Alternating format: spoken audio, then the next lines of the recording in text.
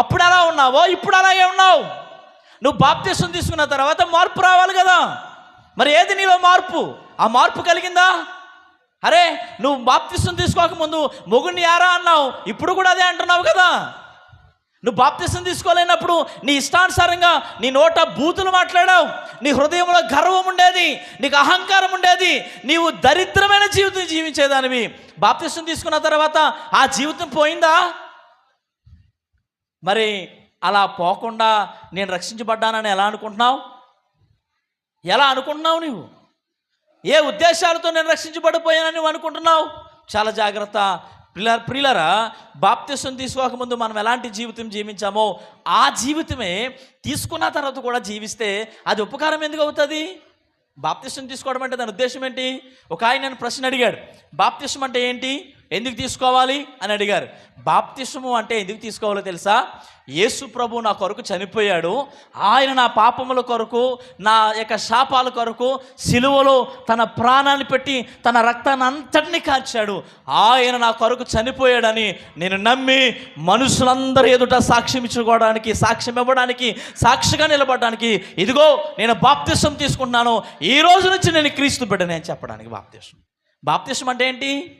పెళ్ళికి బాప్తిసాలా? ఉద్యోగం వస్తే బాప్తిసాలా? లేకపోతే నీకు ఏంటిది, నీకు కావలసిన నీ ఆశలన్నీ తీరితే బాప్తిసాలా? ఆ బాప్తిసాలు దేవుడు అంగీకరించాడు. ఏ బాప్తిసాన్ని అంగీకరిస్తాడో తెలుసా? నేను యేసు ప్రభు కొరకు బ్రతకాలనుకుంటున్నాను. ఈ రోజు నుంచి ఇంతకాలం లోకం కొరకు బ్రతికాను, నా కోసం బ్రతికాను, నా తల్లిదండ్రుల కోసం బ్రతికాను, నా ప్రియుడి కోసం బ్రతికాను, నా భర్త కోసం బ్రతికాను. కానీ ఈ రోజు నుంచి నేను క్రీస్తు కొరకు బ్రతకాలనుకుంటున్నాను, నా కోసం కాదు. క్రీస్తు కొరకు బ్రతకాలనుకున్నాను. ఎందుకంటే క్రీస్తు నా కొరకు చనిపోయాడు, ఆయన కొరకు ప్రాణం పెట్టాడు. ఇదిగో సమాజం అంతటి ఎదుట ఈరోజు నేను సాక్షిగా నిలబడుతున్నాను.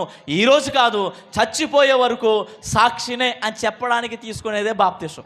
ఇప్పుడు చెప్పండి, మీరు ఏ బాప్తిసాలు తీసుకున్నారు?